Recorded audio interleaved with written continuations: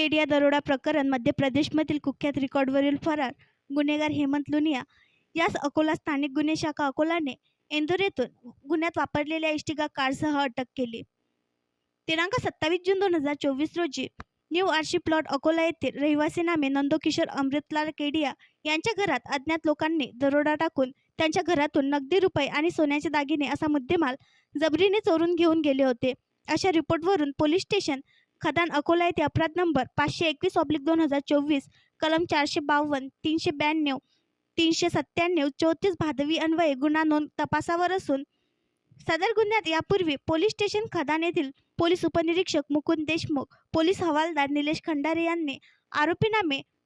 पुष्पराज या सुरत येथून अटक केली होती. तसेच स्थानिक गुन्हे शाखा अकोलाने सदर गुन्ह्यात पोलिसांचा गणवेश धारण करून आपण पोलीस असल्याची बतावणी करणारा आरोपी नामे विनायक उर्फ विके दिलीप देवरे वय 34 वर्ष राहणार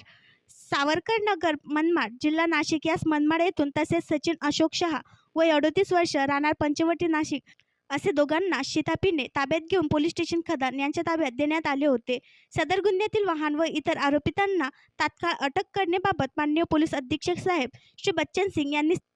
स्थानिक गुन्हे शाखा प्रमुख श्री शंकर शेळके यांना आदेशित केले असता त्यांनी पुन्हा एक पथक गठीत करून त्यांना गुन्ह्यात वापरलेले वाहन आणि इतर आरोपितांचा शोध घेण्याकामी रवाना करण्यात आले होते. पथकाने त्यांचे गोपनीय बातमीदार तसेच तांत्रिक विश्लेषणाद्वारे आरोपी नामे हेमंत पूनमचंद्र लुनिया वय 48 वर्ष राहणार नावदा तालुका महू जिल्हा इंदूर यास शिताफीने अटक करून त्याच्यापासून गुन्ह्यात वापरलेली मारुती कंपनीची पांढऱ्या रंगाची इष्टिका कार जिचा क्रमांक